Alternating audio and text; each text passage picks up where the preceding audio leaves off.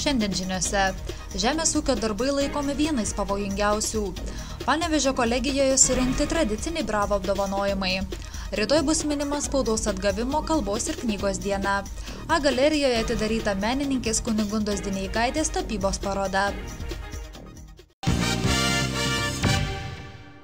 Atėjus pavasarį prasideda ir žemės ūkio darbai, kurie laikomi vieni pavojingiausiais. Jau šiais metais žemės ūkio įmonėse įvyko 2 darbuotojų žūtimi pasibaigusios nelaimės. Pernai tokių atvejų buvo ne 9. Valstybinės darbo inspekcijos Panevėžio skyriaus vedėjas Rimantas Trota pažymi, kad dažniausios nelaimingų atsitikimų darbe priežastys kasmet išlieka vis tos pačios. Naudojami saugos reikalavimų netitinkantis darbo įrenginiai, žemės ūkio darbus atlieka neapmokyti darbuotojai, taip pat nesilaikoma saugos ir sveikatos reikalavimų.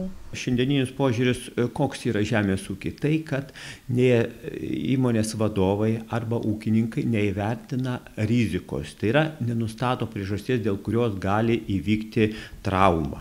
Tai vienas pagrindinis dalykas. Toliau yra tai, kad naudojami nesaugus mechanizmai, įrengimai arba tiesiog netvarkinga technika, jeigu taip tariant. Taip pat darbuotojai dirba, pas juos dirba, ar ir patys ūkininkai neapmokyti, kaip saugiai dirbti. Ir pats, aišku, geriausias dalykas, kada įmonės vadovai arba atsakingi už darbų saugą tiesiog darbuotojus apmokytų pagal tas instrukcijas, kurios yra pridėtos prie žemės ūkio technikos. Tai nereiktų net nieko galvoti, o tiesiog ten yra patys geriausi, tiksliausi reikalavimai surašyti. Kita itin didelė problema pasitaikanti žemės ūkio sektoriuje – tai nelegalūs darbuotojai. Kaip teigia Rimantas Trota, pastebėta, kad daugiausiai nukenčia pats nelegaliai dirbantis asmuo, kadangi jis būna socialiai nedraustas, taigi jam susirgus nebus mokama nedarbingumo pašalpa, neskaičiuojamas darbo stažas pensijai ir kitoms garantijoms gauti. Tačiau tai suprantama tik tada, kai vyksta nelaimė. Štai pavyzdys Panevėžio rajone pas ūkininką, kada įvyko didžiulė jaunuolio trauma, kada mechanizmas įtraukė rankas ir ją sužalojo. Tai ir sako, kad ypatingas dėmesys reikalingas visur ir su technika ir tuo pačiu tada tas darbuotojas netenka socialinės apsaugos, netenka, sakykime, ir ligonlapis nėra apmokamas. Toliau jis taip pat gali būti jam ir nesumokėtas atlyginimas. Iš kitos pusės taip pat yra ir valstybei nuostolis. O ypatingas atvejis, kada vyksta traumos, dirbant nelegalų darbą, tada jau ir pačiam įmonės savininkui arba ūkininkui kyla didelė problema, kada reikia atlyginti nuostolius. Tai yra tie nuostoliai, aišku, materialūs, tai yra ir gydymas, ir, aišku, trauma, už kurią tikrai turbūt niekados nesusimokės tiek pinigėlių, kiek žmogui padaryta nuostolių būna. Tai čia didžiausias yra rūpestis. Apie nelegaliai dirbančius asmenys kiekvienas asmuo gali pranešti kreipdamasis tiesiogiai Valstybinės darbo inspekcijos teritorinius skyrius.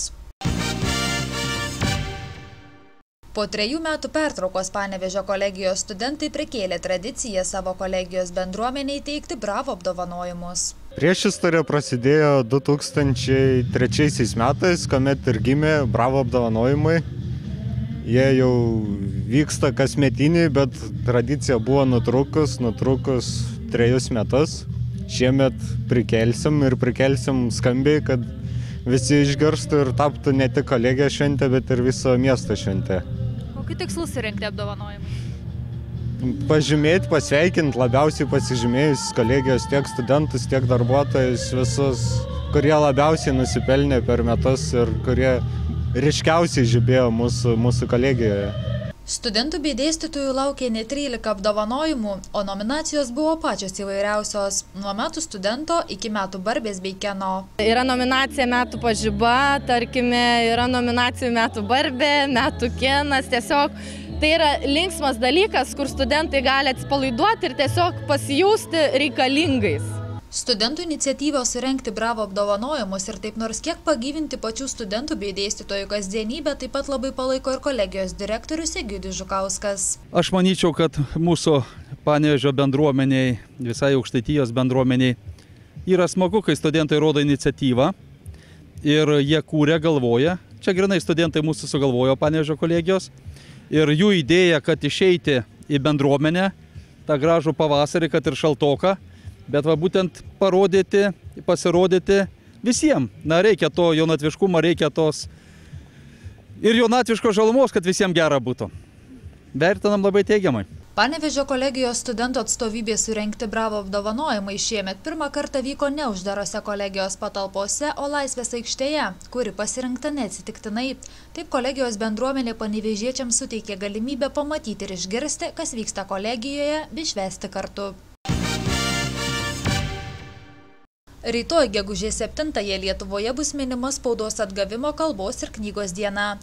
Ši diena kiekvienam sąmoningam ir pilietiškam lietuviui primena baisias rusų carinės valdžios represijas, kuriamis buvo varžomi kiekvienos tautos brandumą liudijantys ženklai – kalba, knygų leidyba, spauda, laisvas žodis. Iš tiesų labai sunku net suvokti, kad prieš 107 metus čia Panevėžyje visi kalbėjo rusiškai ir lietuviams negalima buvo nei rašyti, nei kalbėti, nei bažnyčių restauruoti, ten nei kryžių statyti ir taip toliau, ir taip toliau.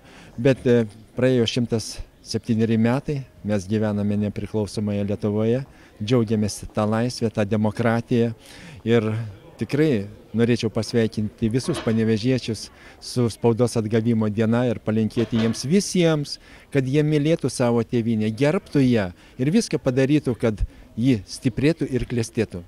Spaudos atgavimo diena tradiciškai laikoma žurnalistų profesinė šventė. Tačiau dienos proga miesto meras pasveikino ir miesto žurnalistus, kurie dirba ne vienoje mieste įsikūrusioje televizijos studijoje, laikraštyje bei radijo stotyje. Meras pripažįsta, kad žurnalisto darbas yra be galo svarbus visuomeniai, nors ir ne visada dėkingas. Aš labai teigiamai, pozityviai vertinu Panevėžio žiniasklaidos atstovų darbą, nes jie mato visas tas blogybės ir kelia į viešumą. Ir būtent jų dėka visuomenė, o ypač jeigu kalbėti apie politikus, į politiką ateina su kiekviena kadencija vis sąžiningesni, padoresni ir labiau išprusę politikai.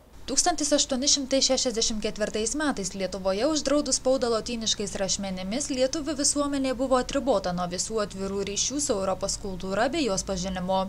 Spaudos draudimas 1864-1904 metais buvo lietuvių pasipriešinimo kovos laikotarpis, pažymėtas gilių konfliktų dėl raidės spausdinto lietuviško žodžio.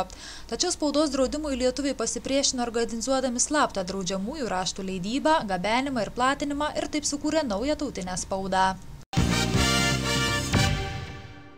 Panevėžyje įsikūrusioje A galerijoje atidaryta Vilnietės Kunigundos Dineikaitės tapybos darbų paroda Atnešk man rytoj 2 baltas gėles. Paroda skirta jos tėčiui, Vincui Dineikai, atminti, kuris praeitais metais išėjo iš mūsų tarpo. Tai galbūt autorės sumanymas, tai yra pokalbis su tėčiu po jo mirties, savo vidinių jausmų pergyvenimo, savo būsenų perteikimas, savo netekties, meilės išraiška tėčiui ir pokalbis su juo.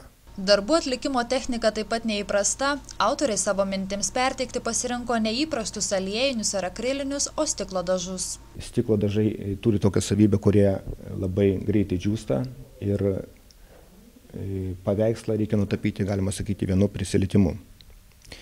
Tai prisėdimu, ne prisilietimu. Tai per 4-5-6 valandas ir toliau be galimybės jį koreguoti. Jeigu dirbant su aliejiniais arba su akriliniais dažais, galima ir po dienos, ir po 2, ir tą procesą tęsti gan ilgai ir metais netgi. Čia tokios galimybės neturi. Čia jau turi tą savo jausmą iš karto užfiksuoti ir jisai toks būks, koks jisai matosi. Jaunos menininkės Kunigundos Dineikaitės tapybos darbų paroda A galerijoje veiks visą gegužės mėnesį.